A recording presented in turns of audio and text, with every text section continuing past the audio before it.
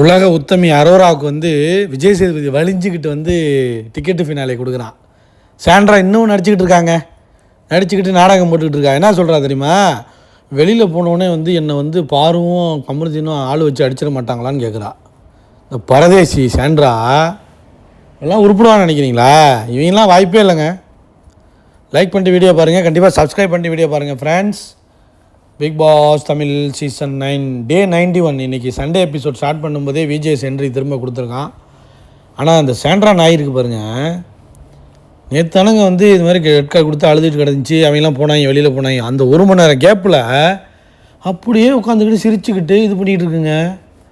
எவ்வளோ பெரிய நடிப்பு இதுக்கு. வந்து இந்த விஜய் சேதுபதி பண்ணாட எரும மாட்டு விஜய் சேதுபதி வந்து உட்காந்து சொம்படிச்சுக்கிட்டு இருக்கான் பாருங்களேன். பிரஜைனு ஃப்ரெண்டு மயிறு மட்டை ஃப்ரெண்டோட பொண்டாட்டி எப்படியெல்லாம் பண்ணுறான் பாரு விஜய் சேதுபதி. அதனால தான் சிவகார்த்தியனோட பெரிய ஆள் ஆக முடியல. சிவகார்த்தியன் ஏன் வந்து வளர்ந்து போயிருக்காருன்னு ஒரு அளவில் இருக்காருன்னா, இவன் என்ன சரியில்லை. சும்மா வெளியில் வந்து ஷோஸில் இந்த மாதிரி இன்டர்வியூ கொடுக்கும்போது மட்டும்தான் அவன் பேச்சு பெரிய இவன் மாதிரி பேசுவான் போல் விஜய் சேதுபதி.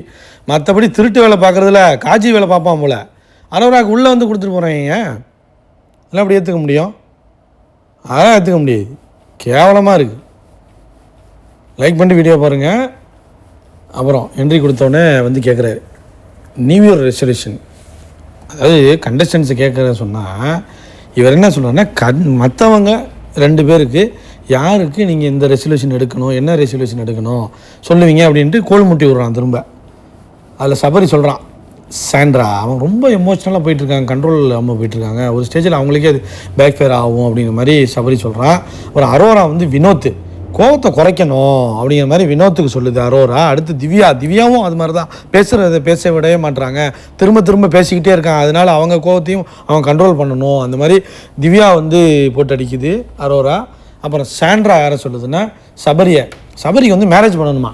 அதான் சொன்னேன்லங்க, இவங்க வந்து எங்கள் வீட்டின் எல்லா நாளும் கார்த்திகை கேம் ஆடலை. கடைசி வாரம் எவனாச்சும் இப்படி ஒரு குப்பை கேம் ஆடுவாங்களாங்க. அவன் 92வது நாளில் எப்படி ஃபயராக இருக்கும். கேவலமாக கேம் ஆடிட்டு இருக்காங்க. குப்பை எல்லாரையும் தூக்கி விட்டு நல்லவங்களெல்லாம் தூக்கிட்டு என்ன யாருக்கடா நீங்கள் கேம் ஆடுறீங்க? கோவம் தாங்க வருது. மேரேஜ் பண்ணணுமா, போய் மேரேஜ் பண்ணிக்கணுமா?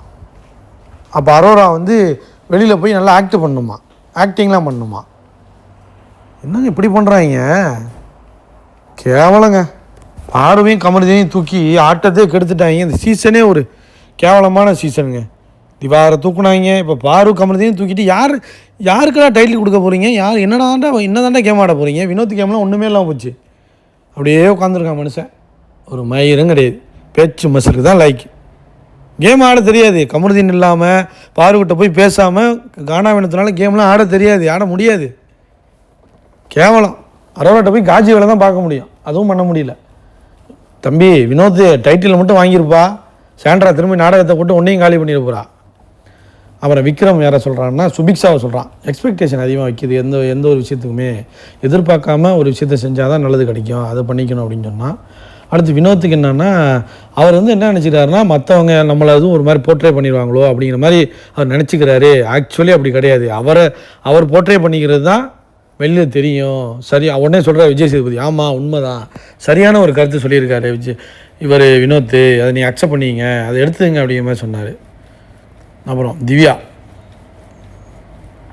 சாண்ட்ரா, அரோரா 2 பேரையும் சொன்னிச்சு.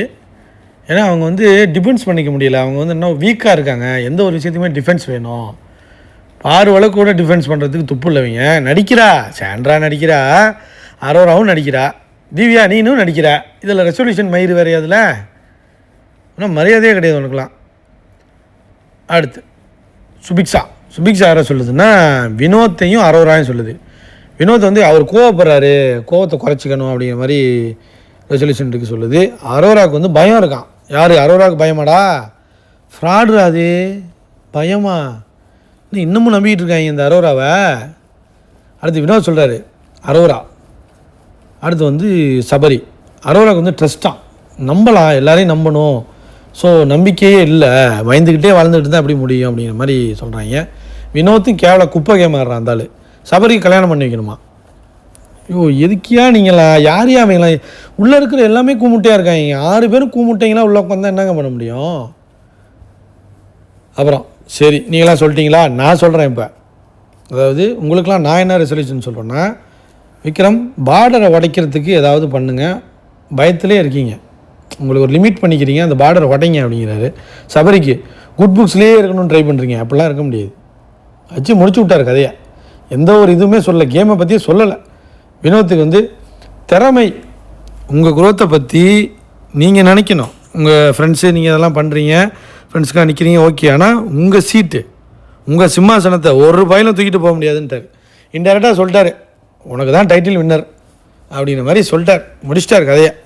அப்புறம் சாண்ட்ரா, ஃபஸ்ட் வீக் சாண்ட்ரா தான் நான் பார்த்தேன், அது ரொம்ப பிடிச்சிருந்துச்சி எனக்கு. ஆனால் மற்றபடி இப்போ நீங்கள் பிடிக்கல, ஆனால் ஃப்ரெண்டோட பொண்டாட்டியில், அதனால் நல்லா பண்ணுறீங்க, நல்லா பர்ஃபார்ம் பண்ணுறீங்க, ப்ளீஸ் டூ இட் அப்படிங்கிறாருங்க. ஏன் நடிக்கிறதையா உனக்கு தெரியாதையா? இந்த வாரம் வரும்பார் உனக்கு காரி துப்புறாங்க எல்லாம், விகடன்லேருந்து எல்லாரும் துப்புறாங்க உன்னை. வைத்தியக்காரன் ஏன்டா அப்படி இருக்க விஜய் சேதுபதி, கொஞ்சமாக மாறுடா, சிவகார்த்திகேயன்ட்ட கற்றுக்கடா. உன்னா வச்சுக்கிட்டு தளபதி விஜய்கிட்ட கற்றுக்க, எப்படி இருக்கணும்னு கற்றுக்க. தலை அஜித்குமார்கிட்ட கற்றுக்க. உன்னையெல்லாம் வச்சுக்கிட்டு பேச்சு மட்டும் பேச வந்துடுவான் இங்கேருந்து, பெரிய இவன் மாதிரி. கமல் சார்கிட்ட கற்றுக்கடா, போய் ரஜினி சார்கிட்ட கற்றுக்க. எப்படி ஒரு ஷோ நடத்தணும், ஒருத்தனை பேச விடணும், அப்படிலாம் கிடையாது. அரோரா பார்த்தா வலிகிற, உன் பொண்டாட்டி, உன் ஃப்ரெண்டு பொண்டாட்டினா ஹீன்னு அவளுக்கு வந்து ஃபேவர் பண்ணுற.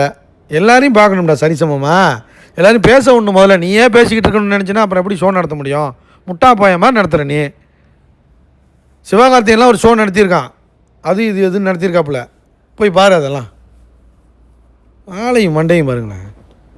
அப்புறம் அரோராக்கு அட்டென்ஷன் டோப்போமைனை விட்டுட்டு முதல்ல இது பண்ணும். புக்ஸ்லாம் படிப்பீங்களா? ஆமாம், ரொமான்டிக் புக்ஸ் படிக்குமா, அதில் என்ன இருக்குது, இந்த வயசில் படிக்காமல் எப்போ படிக்கிறதுன்ட்டு இந்த ஓல் போடுற இதுலேயே இருக்காங்க இவங்க. இந்த விஜய் டிவி, இந்த விஜய் சேதுபதி எல்லாம். Subiksha really proud of you, ஸ்ட்ராங்காக இரு, பயப்படாத. திவ்யாவுக்கு அடுத்தவங்க சொல்கிறத கொஞ்சம் கேட்டுட்டு அப்புறம் பேசுங்க பண்ணுங்க அப்படிங்குது. உடனே சுபிக்ஷா அதுக்கப்புறம் அவர் போயிட்டார், பிரேக் விட்டு யோசிக்குது. ஆகா, சபரி விக்ரம் கேட்குறான் என்ன யோசனை, இல்லை லாஸ்ட் வீக் கனிக்கு ப்ரௌட் ஆஃப் யூன்னு சொன்னார், அவங்க போயிட்டாங்க, அப்போ நான் தான் இந்த வாரம் போவேனா அப்படின்னா பேசிகிட்டு இருக்கும்போது திரும்ப இன்னொரு டாஸ்க் கொடுக்குறாரு. மற்றவங்க சொன்ன கருத்தை கேட்டு மாற்றிக்க மாட்டுறாங்க, யாருன்னு கேட்குறாரு. விக்ரம் வந்து திவ்யா வினோத்து, திவ்யா வந்து விக்ரம் வினோத்து, சபரி வந்து விக்ரம் திவ்யா, சாண்ட்ரா வந்து திவ்யா வினோத்து, சுபிக்ஷா வந்து திவ்யா வினோத்து, அரோரா வந்து வினோத்து. இது வந்து ஆக்சுவலாக இந்த டாஸ்க்கே வந்து திவ்யாவுக்கும் வினோத்துக்கும் சில விஷயங்களை புரிய வைக்கிறதுக்காக தான் இந்த டாஸ்க்கே வச்ச மாதிரி இருந்துச்சு. நான் இந்த சீசனில் தாங்க பார்க்குறேன் த்ரோவிங் அண்டர் த பஸ்ன்னு நீங்களாம் பேசிக்கிட்டு இருக்கீங்க, அது என்னன்னு இப்போ தான் தெரியும் அப்படிங்கிறாரு. அது காலவாரி விடுறது தான் அப்படி சொல்கிறீங்க, துரோகம் பண்ணுறத சொல்கிறீங்க அப்படிங்கிற மாதிரி சொல்லிட்டு இருந்தார். இதெல்லாம் தேவையா உனக்கு? அப்புறம் விக்ரம் இந்த காயின் டாஸ்கில் போட்டது யார் பிளானு? ஆமாம், ஓ மாஸ்டர் பிளானு, ஓ விக்ரம் தான். ஆமாம், அவர் தான் போடுவார். குரூப்பிசமாக தான் ஆடினீங்க, தனியாக ஆடுவீங்கன்னு ட்ரை பண்ணேன், குரூப்பிசமாக ஆடினீங்க, கேவலமாக இருந்துச்சு அப்படின்ட்டாரு. ஒரு வினோத்து, விக்ரம், சுபிக்ஷா அப்படிங்கிற மாதிரி சொல்லிட்டேன். யாரும் கேட்க மாட்றாங்க, கேட்டு மாற்றிக்கவும் மாட்றாங்க, மதிக்கவும் மாட்றாங்க அப்படிங்கிற மாதிரி சொல்லிட்டாரு. அப்புறம் விக்ரம் ஏன் ஹார்ட்வேர்ட்ஸ் யூஸ் பண்ணீங்க நாமினேஷன்ஸில் வந்து ஃப்ராடு, கோலை, ஈகோயிஸ்டிக் மேனியா, இதெல்லாம் வந்து அயோக்கியத்தனம், இதெல்லாம் எதுக்கு பேசுனீங்க அப்படின்னு.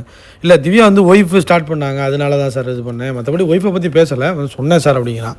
அப்புறம் வார்த்தைகள் தப்புன்னா திருத்திக்கிறேன் சார் நீங்கள் சொன்னால் அப்படிங்கிறேன். உடனே திவ்யா இல்லை சார் அக்செப்டன்ஸ் இல்லை சார், கேட்க மாட்டார் சார். யார் இதை? திவ்யா சொல்லுது பாருங்க, கேவலமாக இருக்குது. உடனே விஜய் சொல்கிறாரு, ஏன் ட்ரிகர் ஆகி வேர்ட்ஸ் விட்றீங்க விக்ரம், தப்பு பண்ணிட்டேன்னு ஃபீல் பண்ணுறீங்க, அப்புறம் அதே திரும்ப பண்ணுறீங்க, சாரி கேட்குறீங்க, எந்த மாதிரி ஆடுறீங்க நீங்கள் கேமு? விக்ரம் சொல்கிறாரு, அவங்க சுற்றி விட்றாங்க சார், அதனால தான் சார், அதுக்காக வார்த்தைகள் வந்து விழாமல் விக்ரம், வார்த்தைகள் விட்டது தப்பு தான் விக்ரம், என்னமோ விடாதீங்க அப்படிங்கிற மாதிரி சொல்லிட்டாரு. அப்புறம் வந்து உங்களுக்குலாம் டைட்டில் கிடையாது, ஒன்லி பொட்டி மட்டும் எடுத்துகிட்டு போயிடலாம் அப்படிங்கிற மாதிரி யாரை சொல்கிறீங்க அப்படின்னு கேட்குறாங்க. உடனே சுபிக்ஷா வந்து சபரி வந்து விக்ரம சொல்கிறான், சுபிக்ஷா வந்து விக்ரம சொல்கிறா, அரோரா வந்து விக்ரம சொல்கிறா, திவ்யா வந்து அரோரா, சாண்ட்ரா வந்து வினோத்து, விக்ரம் வந்து அரோரா, வினோத் வந்து விக்ரம், எல்லோரும் விக்ரம் அடிக்கிறாங்க. கனி வந்தது பிறகு விக்ரம் வந்து டவுன் ஆகிட்டான் அப்படிங்கிற மாதிரி சொல்கிறாங்க. விக்ரமை பொட்டி எடுத்துகிட்டு போக சொல்கிறாங்க எப்படி. அப்புறம் அரோரா இப்படி பிளான் பண்ணுறாங்க. சாண்ட்ரா மட்டும்தான் வினோத்தை சொல்லி அடுத்த வாரம் வினோத்தை டார்கெட் பண்ண போகிறாங்கிறத சிம்பாலிக்காக நமக்கு சொல்லிட்டா. அப்புறம் விஜேஸ் எல்லாருக்கும் அந்த எண்ணம் இருக்க மாதிரி தான் தெரியல. எவனும் இந்த வாட்டி இப்போ டைட்டிலுக்கு டிசர்வ்டே இல்லை அப்படிங்கிற மாதிரி சொல்லிட்டாரு. நாமினேஷன் எல்லாம் உட்காராங்க. இந்த வாட்டி யார் எவிக்ஷன் அப்படின்னா நோ எவிக்ஷன் மாதிரி காட்டிட்டு கடைசியில் சுபிக்ஷா வெயிட் பண்ணிட்டாங்க. சுபிக்ஷா வீடியோலாம் போட்டு ப்ரௌட் ஆஃப் யூ ஃபேமிலியெல்லாம் பற்றி எல்லாத்தையும் பேசி என்கரேஜ் பண்ணி உள்ளே போய் பாய் சொல்லிவிட்டு கிளம்பிட்டுச்சு, அனுப்பி விட்டார். அப்புறம் இன்னொரு டாஸ்க்கு, நான் கிளம்புறேன் நீங்கள் அந்த டாஸ்க் ஆடுங்கன்னு சொல்கிறாங்க, டிக்கெட்டு ஃபினாலே கொடுக்குறது. அப்புறம் போய் உள்ளே போய் ஃப்ராடு வேர்டு யூஸ் பண்ணிடக்கூடாது அப்படிங்கிற மாதிரி வினோத் சொல்லிகிட்டு இருக்கார் விக்ரம்கிட்ட. அப்புறம் ஒரு கிராண்ட் ஸ்டேஜ்லாம் போட்டு போய் எடுத்துக்க சொல்கிறாங்க. இது மாதிரி படியெல்லாம் போட்டு ராஜ மரியாதை கொடுக்குறாங்க யாரோராக்கு. இந்த காஜிக்கு இவ்வளோ மரியாதை கேவலம். பார்வையும் கமருதீனையும் எவிக்ட் பண்ணிவிட்டு என்ன மாதிரியான கேவலம் மேலே வேலையை பார்க்குறான் பாருங்க விஜய் சேதுபதி. போய் டோரை ஓப்பன் பண்ணால் விஜய் சேதுபதி உள்ளேருந்து வர்றாங்க, ஈனி இழிச்சிக்கிட்டு பல்ல இழிச்சிக்கிட்டு. ஆனால் கேவலமாக இருக்குங்க, ரொம்ப கேவலம். ப்ரௌட் ஆஃப் யூ அரோரான்னு சொல்லுங்கள் சார் அப்படிங்கிறாங்க. உடனே உள்ளே வந்துட்டான் அந்த உள்ளே வந்து எல்லாத்தையும் ஒப்பீனியன்லாம் கேட்டுக்கிட்டு இருக்கான். ப்ரௌட் ஆஃப் யூ அரோரான்னு சொல்லணுமா? மானம் கட்டுவீங்களா? லைக் பண்ணிட்டு வீடியோ பாருங்கள், கமெண்ட் பண்ணுங்கள்.